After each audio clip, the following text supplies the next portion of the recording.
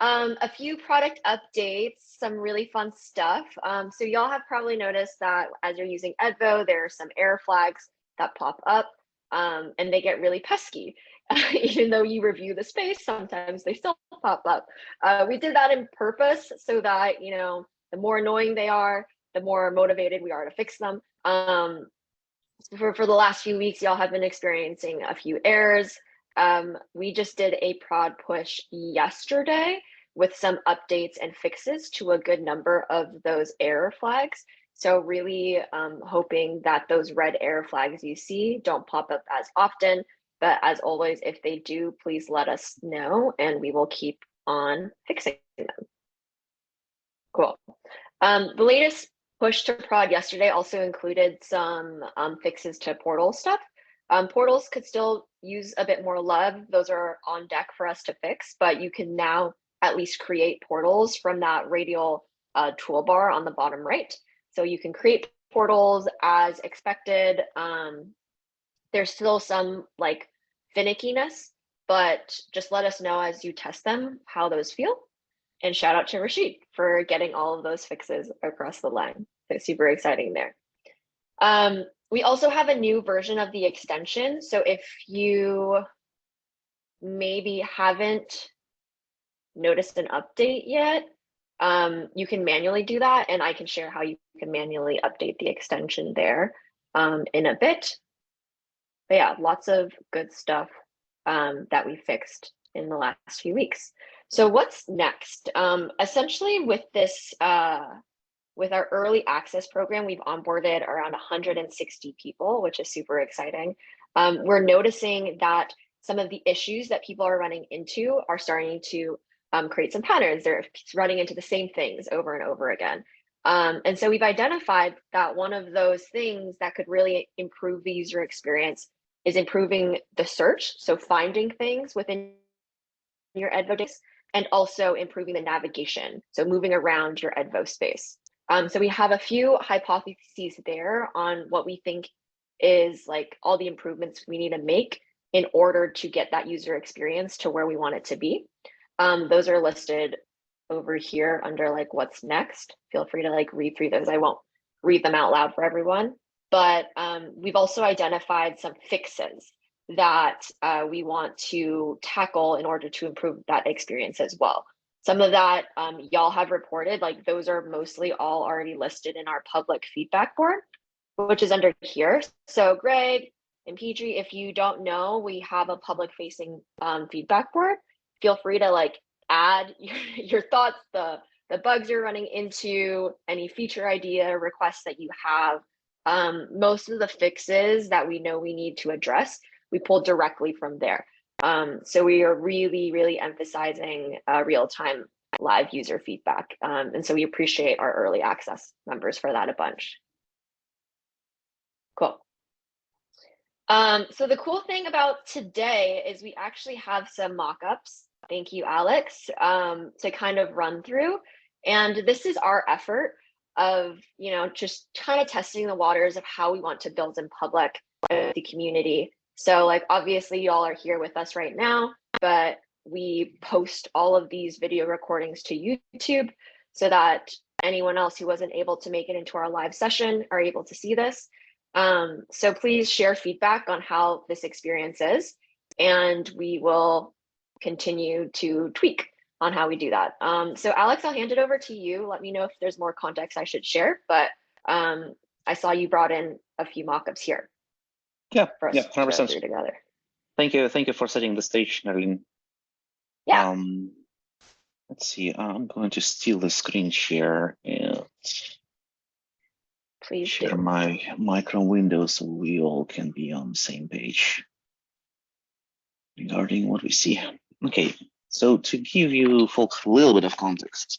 So what 2 weeks ago we did a round of interviews with some of the early adopters, and we got a ton of fantastic feedback on on the improvements and some of the additional features and value that Edvo can bring to its users.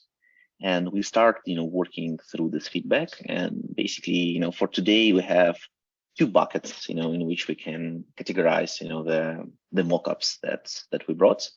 The first bucket is kind of like a quality of life features, which is going to improve the immediate user experience of people who are using Edvo.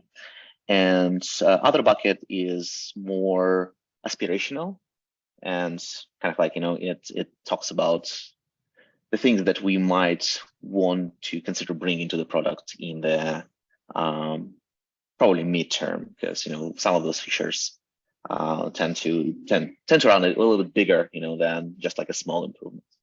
So we will start with the quality of life features. I will go, through the mockups one by one, explaining what's going on the screen. And once I go through the mockup, I would pause, to open the floor and hear any thoughts or additional feedback that you folks might have. And if you don't have any, and it just looks cool, and you're like, yeah, you know what, just ship it, just bring it to the product as soon as possible. Let us know that as well. Basically, there's no right or wrong type of feedback. Whatever you have in mind, please go ahead and share. So with that, I'll start with our first mockup. So basically, this one talks about the list of the items in your Edvo space. And the context, for like why we thought this feature might be helpful is kind of like twofold. First one, like when you are coming to the space, it's kind of nice to be able to see the scope of the space. If you will think, for example, about the Google documents and how you have like a little scope of the document sitting on the side, we were thinking about kind of like similar concepts, and we wanted to give user ability to kind of like scan through a list of items in the space and get like a good grasp of what's going on, what are the things in this space, and kind of like quickly regain, the context, and maybe, jump to a certain point, where they left the space. And second fold is being able to navigate the items in the space quickly and easily. Like in addition to kind of like, panning the space and zooming in and out, which is amazing, but also it's not always the fastest way, to jump to exact item that you want to view at the moment. So in order to tackle, two of those things together, we were thinking about introducing like a list of the items that you have in space, sitting, in the distinct panel, potentially on the left side, and users would be able to, search through this list to be able to kind of like narrow it down if it runs too long.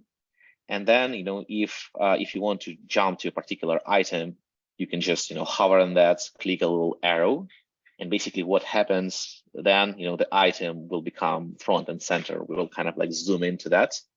And, if this is not the item that you are looking for, you can like quickly, click through the list, jump to different items, and kind of like easily identify the one that you wanted. And, other features of the space, I'm sorry, of the list is kind of like, we thought that it would be like super nice to have kind of like a clear differentiation between different types of content that we have in space. Because in Edvo, we can bring pretty much any kind of content into the space for building like a greater context. It can be like web browsers, tabs, pieces of web content, media, and content which is created inside of Edvo, like notes and sticky notes. And having, like a nice way to differentiate that, oh, this is the set of tabs, and, all of them are from Amazon. So in this case, I'm shopping for something. And, there is like a media file sitting in the space, and there's a couple of stickies, and those stickies differentiated by the color, to be able to locate them easily, and visually, both within the list and within the space. And also there are a couple of other items, in this case, those are notes. But yeah, I would pause here. I've been rambling for a little while, and open the floor for any thoughts, feedbacks, comments, like anything that you might have in mind as a reaction to what you just saw.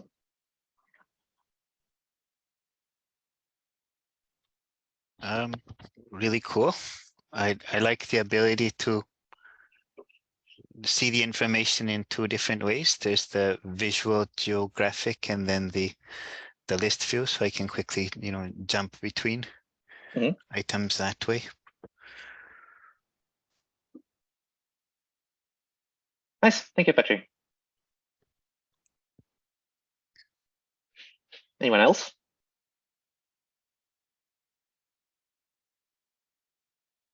So can you add tags to these individual items? So if you have a huge list, then you can drill it down by your tags and it will whittle the list down on the left.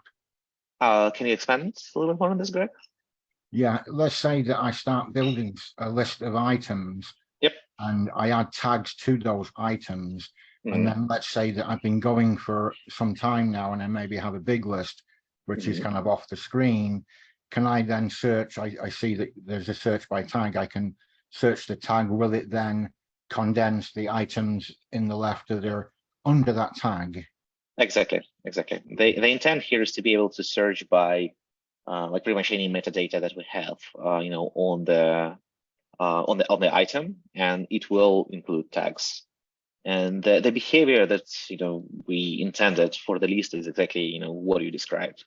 Basically, select the search box, you start typing either the name of the item or the tag of it, and the list below should be narrowed down to match your search criteria.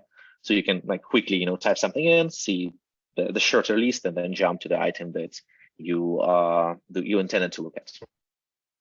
I have a little apology. I've had the beta account for a minute and I've not really tried it, and I'm going to do a better job of it. I have a traumatic brain injury and ADHD, and I'm hoping that this will really help me. And I think it just takes me sometimes when there's something new, it takes me a second for it to kind of click, and then it clicks. So this is everything that I've seen and read, and Alessandra has wonderful things to say about the application and about the dev team as well. So yeah. Thank you, Greg. And just to make sure that we are on the same page here. So like the features that we are discussing today, they are not in the product right now. Though, if we get positive feedback and do our due diligence on the prioritization, and basically figure out how to build those things, they might go into the product sometime soon.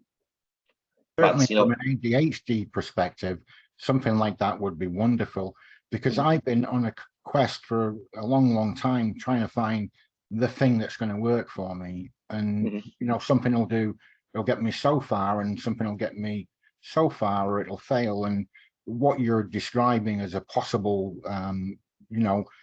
this sounds, this sounds like a wonderful, certainly, way to retrieve information again. Thank you, Greg.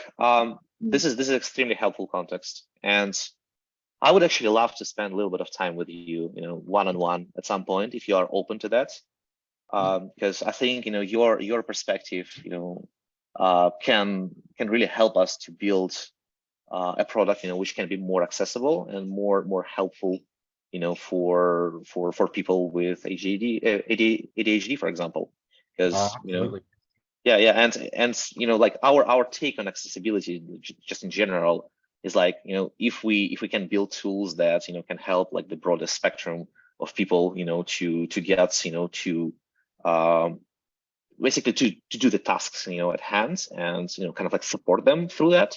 I think overall it will result in a much stronger and much better product for everyone. So thank you for sharing this, and if you are open, I would reach out and would love to spend a little bit of time with you, kind of like picking up your brain and understanding what might be the challenges that you want us to work on, in order to make the experience for you better. There's not much to pick on, but I'd be delighted to. Thank you. Thank you, Greg. All right, so moving on to the next item, the organizer. So we were looking into, so right now, Edvo has an organizer, which you can basically call by pressing this this button over here, in the left panel, And it will look like this, where we have two sides to the organizer. One is listing your currently open tabs, and other is listing all the spaces that you have in Edvo. And you are able to drag and drop items from the left panel into the right panel into the desired space to organize them, and starting like to get out of that tab hell that all of us are experiencing from time to time. And we were looking into kind of like a quality of life improvements to the organizer. And we thought that it might be super nice to make it like a first-class citizen, sitting high in the navigation along with the list of the items in the space, because those two things kind of like go in line together to some extent. And also we were thinking that it would be like super nice to add some visual components to the organizer, to have like a big previews of the tabs that you are about to bring into your space, for ease of identification and ease of recollection of the information. And also, one of the things that we were toying with is the concept of like, how do we bring like just portions of the web pages or web content into Edvo without bringing like the entire browser. For example, you want to highlight like a paragraph of the text on the particular page, and you want to bring it to Edvo and retain the link, to the place that you took this paragraph of text from. So in this case, like the space I'm working with is like a Burning Man preparation space, right? So there is going to be like a bunch of things that I want to buy, in preparation for the festival. But also I thought like, oh, what? Like it would be like super nice to bring, some values that Burning Man people is upholding themselves to. And I just took this quote from the Burning Man ethos, to remind myself that the entire festival is devoted to the act of giving, and I'm able to bring this piece of content into my space and kind of like host it along with some of the other items that I have there. And the interaction, that we were thinking is pretty much straightforward, right? It's just like dragging and dropping items in place, and you can do it one by one, or you can do like a multi-select. And if you do it one by one, it kind of look like this, where you select the item, you start dragging and dropping it, and you can place it, anywhere on the canvas. So in this case, it kind of like adds aspects of visual organization in addition to thematic organization. And if you select multiple items, they will kind of like stack with each other, and it will give you like a little highlight on how many items you have selected and about to drop. And as soon as you drag them to the place in the canvas that you want to drop them, we will show like a little like visual clue that, hey, here are two items that you are dragging, and here's the space that they are going to take, to kind of like have that little clue on just visual clue on where they're gonna go and what space within your canvas they're gonna take. So this is a little bit about the organizer. I also would pause here and ask for any thoughts or feedback, especially from the folks who already used the previous version of the organizer. I wonder if what I just show is going to be an improvement to the quality of life, and how do you see it? I like the idea of like a live link to content. We have that with the browser view.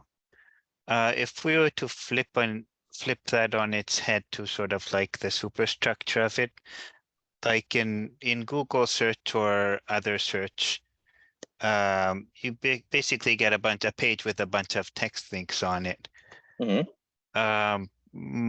Might there be a possibility of like you create a search object somewhere in your space, and then instead of a bunch of text results, it spawns a bunch of windows showing the actual end content of those results? So instead of like a page with a linear text below it, you type in like Burning Man accessories, and then you get surrounding that or associated with that input object visual results. Are you, just to make sure I'm understanding, are you referring to a sort of inclusion into a space by query rather than by explicit inclusion? And what I mean by explicit inclusion is when you would drag something into a space or specifically tag something to a space, that is an explicit instruction saying, I want you to create an association here, versus a sort of inclusion by query where I'm giving query parameters and then the members of the space, at least in a given region, perhaps, are dynamic. Is that what you're referring to? Yes, something like that. I was just imagining, like, instead of just the Google text results, like within the space, you do an inclusion by query, but it's suggestive. And then based on what you like, you click on the ones that you want to keep in the space. I see. I see. So more of rather than an ongoing sort of thing, more of a sort of a query that is more in situ, but still ephemeral, still associated with the act of inclusion. Is that accurate? Yes, and then I like what you had halfway suggested there too, is just a live view of the exploration of an idea. Yeah, that's a very interesting concept. Have you seen applications which do that in like really usable form or fashion? Like, is there anything that you use that does that? There was a similar startup where somebody had ideas and you drag and drop these idea cards and then you can intersect them and it would, give more results. As a result, I can get you what the name of that is, but I'll take it offline and put it in the chat in maybe about a minute. It's not something to do with GLASP, is it? Perhaps, no? And I was just thinking back in biomedical knowledge graphs and the way those are explored. Like you click and then everything associated with a protein pops up and you click one of those and you sort of walk the ideas, that way. But in its simplest way, just like, visual Google results, but in a, more organic fashion. So I just to plant a seed, and I think this is perhaps a longer conversation than we're going to want to get into today. But one of the things that we think about a lot is how can we uncover serendipities? How can we make the view more dynamic, more rather than displaying things in a sort of strictly canvas, rigid plane of glass kind of way. We want to figure out how to show you the most intuitive thing that is relevant to what you're looking at. And so doing that is very hard to get right. And particularly because we don't want you to feel lost. There has to be this some sort of connective tissue that brings you from whatever your conceptual anchoring is, whatever your current situational awareness is, into that exploration. If you're dropped smack into the middle of the forest, you're probably going to freak out. But if you transition well, that's when you have a positive experience. And so this is something that we're exploring. And I want to just call out that the canvas metaphor, the flat plane metaphor, is not something that we feel particularly faithful to. We're constantly searching for little ways to make it so that you can understand where you are, but also to increase the flexibility and expressiveness beyond what is possible with just a simple canvas metaphor. Right. A little bit like, try to use Google excessively, but like when you do a Google search result and you go to a page and there's a subsection highlighted for you. like it predicts that this is what you really wanted, and then it, you go on the page and it's highlighted in yellow or, light purple or something. Yes, and there are a variety of techniques for this. Ultimately, forgive me, I'm not familiar with your experience, but it sounds like you have some background with knowledge graphs. Ultimately, we want to empower the user to explore their graph and to be able to have an unfettered experience of discovery and association. And we're doing it on a two-dimensional screen with humans, and that's a very difficult thing to do.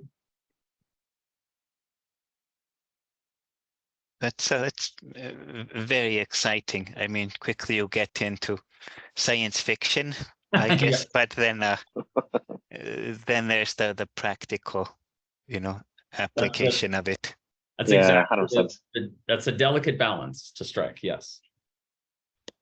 So thank you, and forgive the sidebar. I just wanted to call that out. Yeah, and as soon as we get into that territory, I would also love to pick your brain on that. Sure. It seems like you thought about that, for some time, and might have some ideas that can help us to build a stronger feature set on that front. Yeah, I do recall when the web first came about, and there was like, oh, what can it be? That's then right. It became the web. Yep. Before we move on, Alex, Justin, I saw you briefly unmute earlier. If there was anything that you wanted to add in, please feel free. If not, stay muted and we'll move on. Oh, sorry. Nothing that I'm just observing. Okay, awesome. Cool. Yeah, if anyone else has things to add, either like hit the raise hand thing or unmute yourself and jump into the convo. Or also feel free to add stickies or bring any sort of resources into the topic space. We open these up with edit access for a reason, and that's because we, even though today is a little bit more presentational, definitely always remember that we aim for these to be collaborative. That's a sort of core value that we have, and one of the big reasons why Edvo allows for real-time collaboration at this stage. Mm-hmm. All right. All right. So moving on. This is the last piece on the organizer. Basically, we identified that they need that some users want to be able to have like a list of items in their organizer, but they want to drag it into the different spaces. And we were thinking about what are the ways to allow them to do it in like a very visual way. And we thought that that there might be like a concept of like a homepage for Edvo, like a place which houses all of your spaces and allows you to start new spaces as well. And that concept paired with our like drag and drop organizer concept kind of like creates this feature set where you basically can select the items, like the tabs, your like web clips of content, and either drag them into the new space to kind of like to save them within the new space, or drag them to existing spaces to add them to the scope of the things that you were doing before. So this one is pretty much straightforward. So I would just move on to the next thing. Oops, I think I need to reload page. Just 1 second. Okay, yes, now we're back. Okay, and then now we're going to go into the territory, which is a little bit more like a little bit less quality of life. I mean, it does have quality of life aspects, but it's more of the like future thinking about value, that Edvo and the spatial canvas and the item on the canvas can bring to you. And we were thinking about ways on how to introduce some AI functionalities, because it's first of all, it's kind of like a hot topic right now, and secondly, it's really going to redefine ways in which we interact with the software and the information, and basically what is possible within the scope of that interaction. So we were thinking about abilities to summarize the content of your space in very user-friendly and very kind of like intuitive and succinct fashion. And this concept kind of like shows how you can like bring a bunch of browsers on the canvas. Those browsers can have different content on them, but for this example, we just continue with this Burning Man preparation, and I'm shopping for a couple of items to basically take with me there. It's going to be clothing, it's going to be transportation, it's going to be some other stuff, and this is basically the content of those browsers. And now I want to have like a summary of everything that I have there without the need to go into like every particular browser and review the page and extract the pieces of information that I want. So the experience we were thinking about is like you have those browsers on the canvas. You can just drag this rectangle to select them, like you do with your files on your desktop. And as soon as you select multiple things, first of all, they are going to be highlighted in your space list, to kind of like have that immediate connection and the response. And with a group of items, you can summarize them with AI. There is like a button which is going to appear after the selection. And once you press that button, we potentially can formulate like some sort of the query, pass it over to the AI thingy, and get a card with the summary of the items that you have selected. Obviously, the exact like content of the summary and what pieces of information we will weigh in more versus the others, and what is going to be helpful at the end of the day from the user perspective is TBD. And we will really appreciate your inputs on this one, kind of like thinking if you go to summarize like a bunch of items on your canvas, what is that summary that you're seeking? What is going to be helpful? What is the type of information you would be happy about versus find less useful?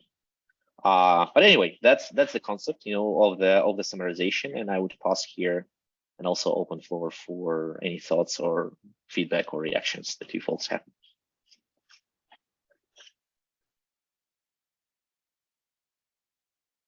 Yeah, go for it, Greg. Yeah, I see the summarizer being wonderful. I have a couple of AI extensions and apps and so on. And if I'm doing research to write an article, the way I use it at the moment, I might summarize a web page, but I see this being, I could go out and do a whole bunch of research on different things, bring my various media sources and references together, and then use the summarize.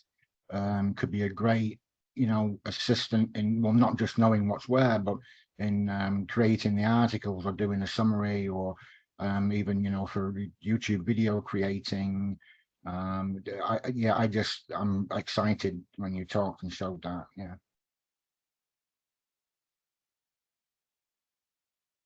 Awesome. Thank you, Greg. Anyone else?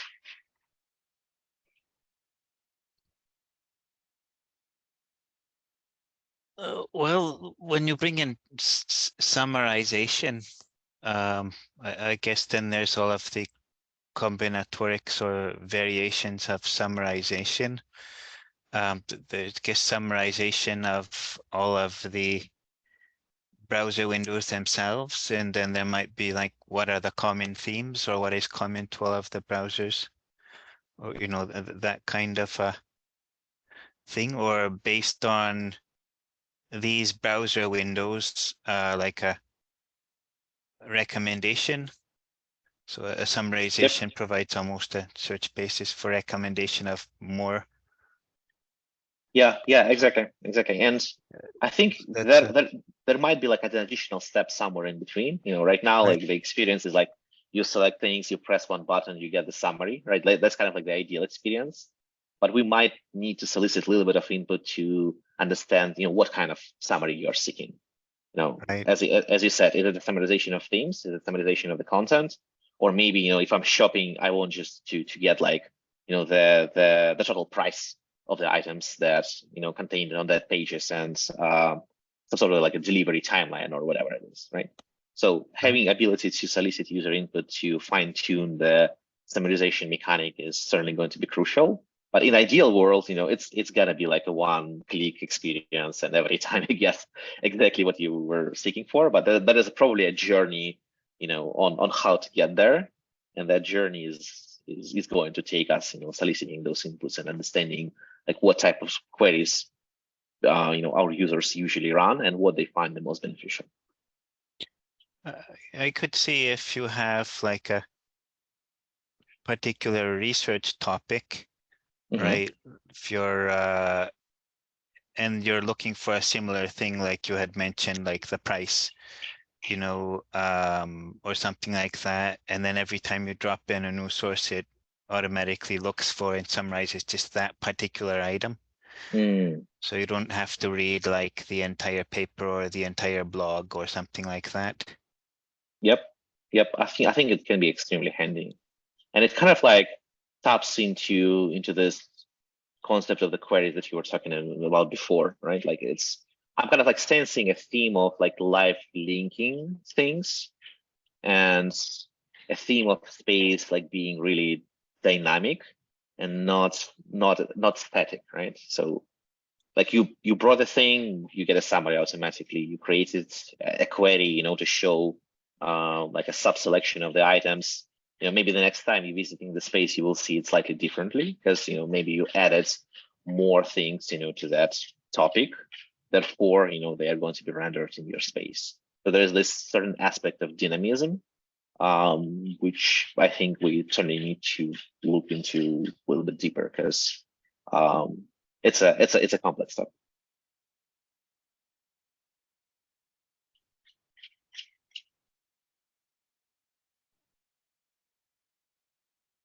All right.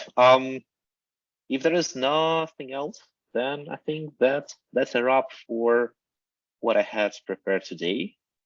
And I wonder, just kind of like on the higher level, how do folks feel about activities of this nature within our office hours? When we bring some work in progress designs and kind of like talk with you about whether you are finding those things interesting, helpful, valuable, etc. Like, is this the content that you would like to see within the office hours, or there is something else that you want to be focusing on a bit more?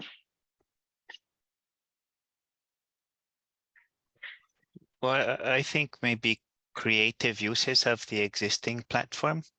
Like, hey, we found this cool way to do this. Yeah, I think this is a wonderful idea. Yeah, like a show and tell kind of thing. Yeah, could be. It's like, hey, we have built this for this, but hey, look, you could do this cool thing like this. I like that. Also, most used and least used features maybe as well. Mm. One of the things that might be good to call out just for remaining conversation today would be confidence about using Edvo. What specifically are we missing in order to make it the ideal place for you to keep your knowledge, your thought process, your workflows? And that's kind of a big question, but some of the different angles that we've been looking at are particularly from the point of view of a new user, but there's also the power user's perspective, and we have to reconcile these things. One of them is, am I confident that my stuff is here, or did it disappear into the ether? Then there's, can I find the stuff that I want? And then there's a sort of long tail of questions after that. I don't know if that would be a good prompt for the remaining time, but I just want to put that forth. I suggest a markdown export. Interesting. What's the use case? Well, I don't want to be, as a user, I don't want to be captured and have everything that I've built into Edvo not be able to transport if I find something that I'd prefer to move to. So I'm not going to invest heavily in a platform if I feel like I'm not going to be able to move. Like I'm moving all of my tabs that I've curated, tab groups in Safari. I've had to move those over to Chrome, and I knew that I could take an export if I want to change browser. I have a similar philosophy with a visual approach to browser bookmarking like Edvo. Well, that's a very interesting topic. And it's one that I am rather passionate about, actually. I don't know how deep we want to get into that today, but certainly we want to offer whatever kinds of exports and imports are desired. I think that's very important. We already have an export, but it is not a markdown export. It's a JSON, new line delimited JSON export. But in the same breath, I also feel like exports and imports are kind of bullshit. And the reason is that it forces an all or none decision. It's like if we're on an airliner at 37,000 feet and I hand you a parachute, technically it's an option. It's just not a very good one. And so I like to think about, are there better options? How do we truly empower you to have the freedom that you want, both from a sort of migration standpoint, but I would argue more ideally from an interoperability standpoint? What are the use cases? So I don't want to disagree about the value of imports and exports, because I think it's a necessity, but it's also a sort of option of last resort, as I see it. How do we give you the sort of power and the trust and the interoperability that you need in order to not want to export? And that's not just about making the walled garden really nice. It's about figuring out how to leave the gates unlocked. So that may be a deep topic. I don't know if we want to dwell on that, but I just that's something I'm very passionate about. Is I don't know if you've run into this situation, but when there's a product that does 80% of what you want, and either they're jerks or they're just not that interested in doing the thing that you want it to do, and so you're disempowered and you're forced to pull the cord, and so you can use your export file, but it's just not practical. So curious to get your thoughts on that. I think you can only export a subset. I mean, because if there's links, they're links, right? They're only live views in Edvo. Well, so the graph itself, right, is wholly exportable, except for the fact that kind of the point of the thing is to collaborate on it with your thought partners, and not just to be in a vacuum, not just to be isolated in your own knowledge graph silo, but rather to build with other people. And so a good part of the value, as we see it, is being able to collaborate on that knowledge graph with other people. So you can export, but then it's like being excommunicated from your community in a way. So how can we not make that a forced decision where you've got to either stay or go, but rather how do we give it to your way? I've just shared a link with you, Daniel. You might know it already, but it speaks in my mind to what you're talking about. And this is something of a base protocol that allows knowledge management. And I think that's very it's way beyond my real comprehension, but that came to mind as you're describing what this thing might be.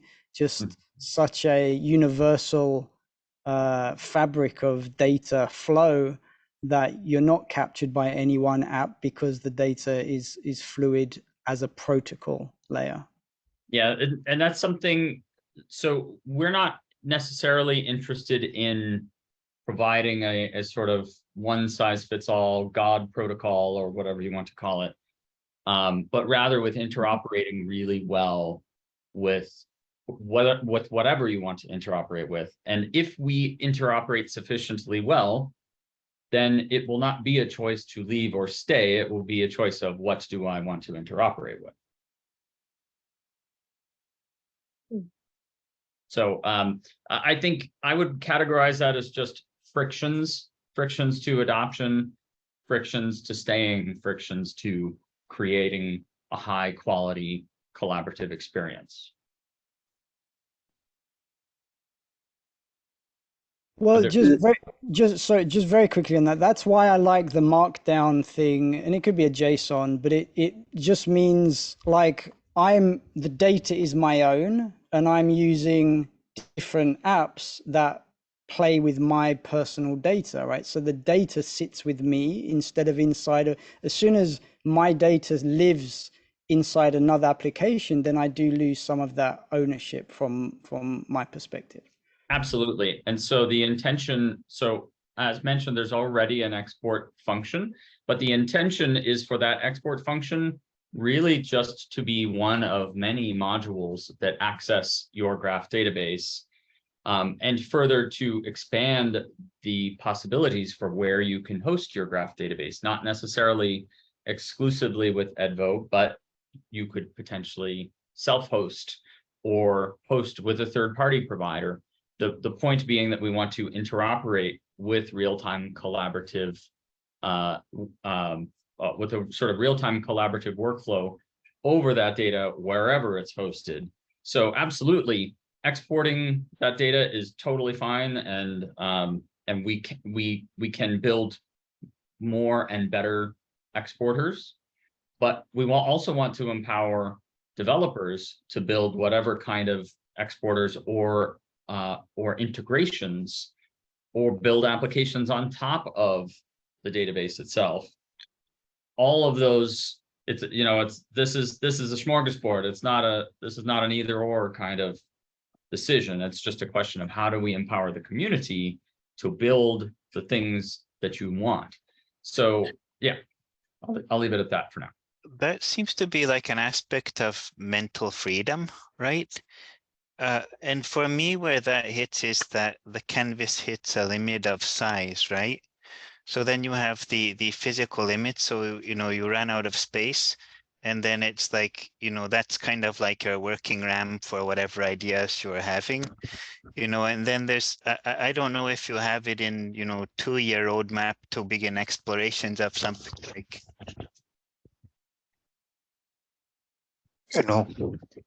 that kind of thing.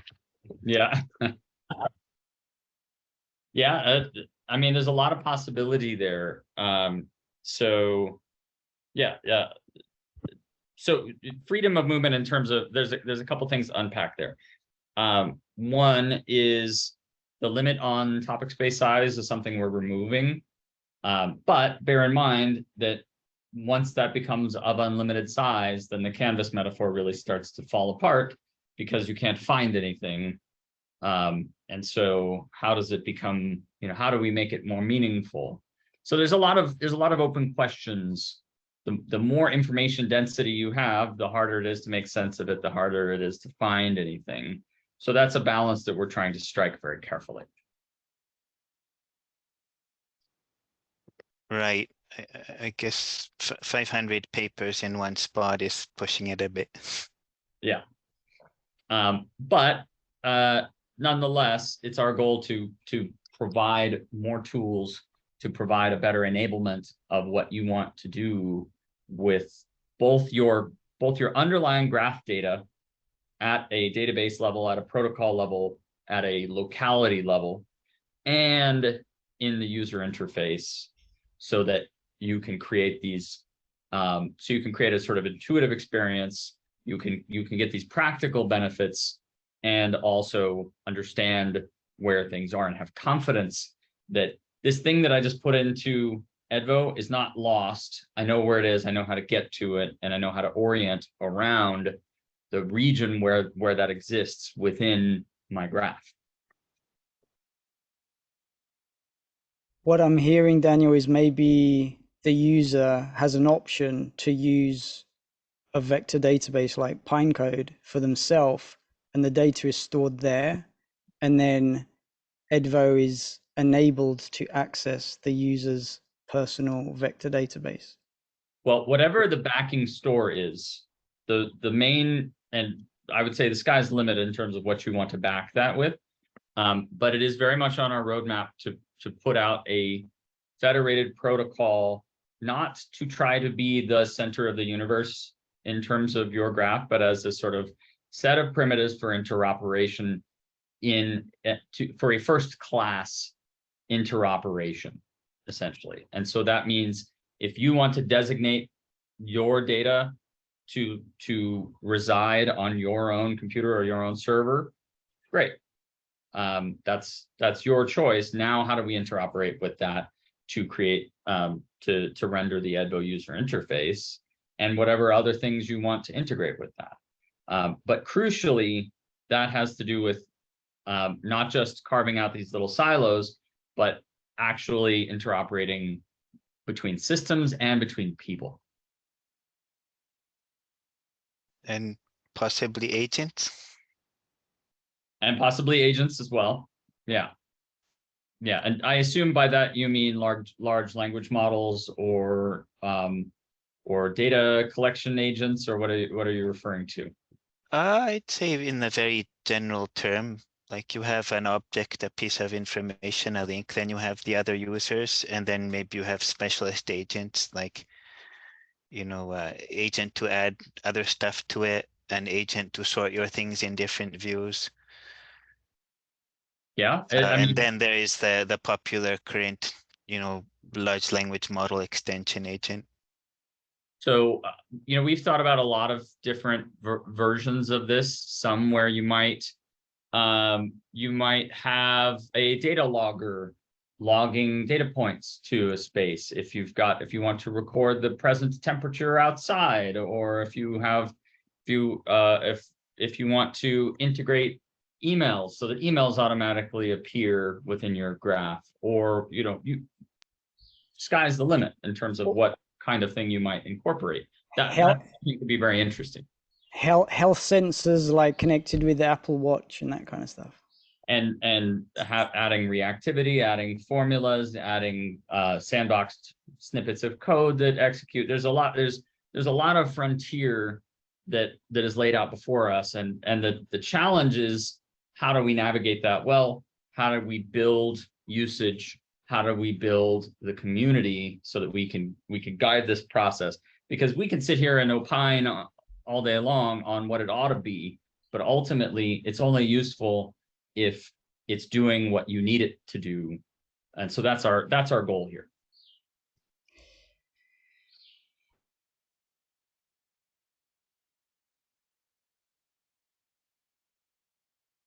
I just feel like we end with so many different threads that we can be going into later. I have a list. I have a list of these threads that we can revisit, but I feel like some of these might be better conversations outside of office hours, so we can figure out how we kind of want to continue those as a community. But awesome, y'all. We have a few minutes left. Are there any like last questions anyone wanted to ask before we hop off?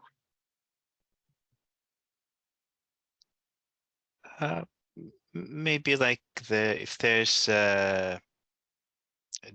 different, you know, some thoughts as to different platforms, like sort of an extreme would be like Edvo through a smartwatch.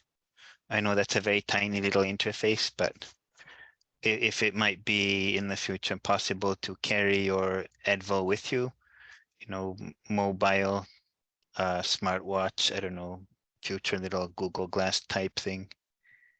Yeah, either way, no matter what the display model, we're dealing with constraint. Whether you're on a 49-inch wide monitor or an Apple Watch, either way, we're dealing with visual constraint, and the same rules apply, albeit more strict, more profoundly in the case of the Apple Watch. But it's definitely something we're thinking about. I'd say mobile apps first, but it really becomes a challenge of how do you actually navigate that meaningfully, and what's the expectation, what's the experience. Yeah, though there is certainly some interesting use cases for the capturing and retrieving the information with wearables, which potentially should be explored. Maybe like a week ago, I saw like a little startup that hacked an Apple Watch and turned that into AI powered voice assistants. I don't know if there is a tech behind it, if it's like a real thing, or it's just like a marketing video to get people to subscribe to the thing, which doesn't exist yet. But the use case itself seems to be pretty appealing. You know, people want to have this like little tiny thingy that they can speak to and get the answers on the go. And if that thing is actually powered by your personal database, which has, you know, all the knowledge about the context that you're operating with, it becomes 2 times more powerful. So there is certainly something to it, but the exact implementation and the exact experience is certainly TBD. I guess there might be a time and space aspect to explore just from an idea. Like this belongs at a certain time, and then if there's like map type things or yeah, we're definitely thinking about these kinds of things, and I could keep going on scenarios. Yeah. You know, I want to log all the nutritional supplements I'm taking and compare that to the quality of my sleep, and have that all in my personal database, and be able to run inferencing over that, and have the agent put the inference output back into my personal graph, and be able to locate that, and be able to navigate that, and see all of the comparisons. So like it's a target rich environment here, and so very grateful for your feedback in this process. Greg has his hand up. Yeah, I just wow, what a wake up. I hadn't realized the scope and potential for this. You know, when someone was talking about agents, and I was thinking, wow, you know, would you have autonomous agents, local agents, you know, postman agents, different, man, how far you want to, yeah, it's like, oh my gosh, wow. You start going down that road, it's, oh my gosh, yeah, how long is a piece of string, right? Oh, hey, I just noticed, quick aside. Hello, Robert. It's nice to see you. Y'all know each other? Yeah, I realized when I hopped on that Toronto I Systems recognized. Thinking. Yeah. Nice. Been seeing you, yeah. Cool. Yeah, haven't been able to visit it in person since COVID, so but I guess it's gone more virtual, the meetups. Yeah. I hope to see you on those, the Daviding meetings and so on. Yeah. All right, y'all. Well, we are over time. Okay. So any other questions, feel free to throw them in the Discord, and yeah, I'll see y'all there. Yeah, All super nice seeing everyone today. Thank you for the Thanks, y'all. feedback, folks. Bye. Bye. Bye.